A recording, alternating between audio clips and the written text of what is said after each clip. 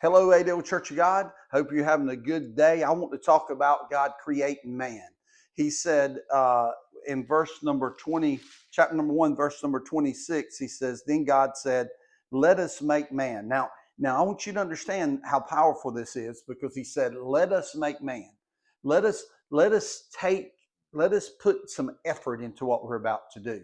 Now I don't know if you understand how powerful this really is, but there's tall men, there's short men, there's skinny men, there's bigger men, there's pretty men, there's ugly men. Same thing goes with women and children.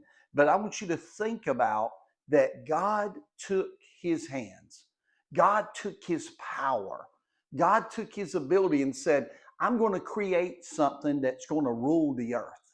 I'm going to create something that's going to be over all the trees and all the lions and all the tigers and all the cattle and the sheep and the pigs and the bugs and everything that is here on this earth. I'm going to give them dominion. I'm going to give them power over it.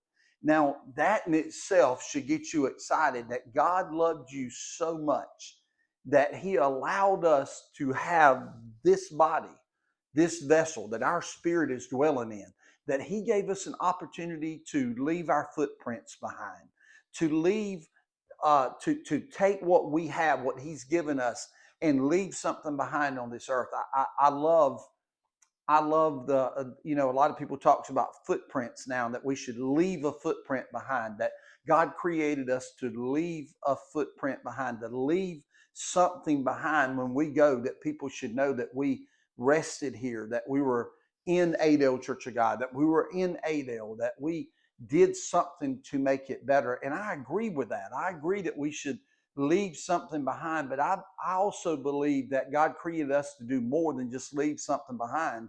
I believe that he gave us the power to leave something forward, that he gave us the ability to prepare a future for men and women. And one thing that we're doing here at Adel Church of God is we're investing in our kids' church. We're not just leaving a footprint behind. We're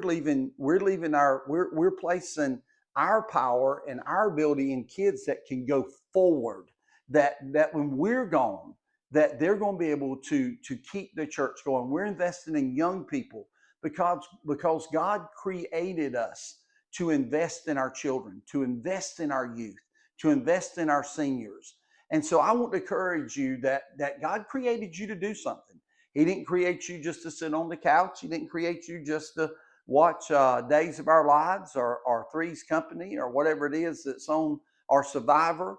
He created us to win men and women to Christ. You were created by the hands of God, and by those hands, he created you to accomplish something. I've got some things in my life that every day I've started doing.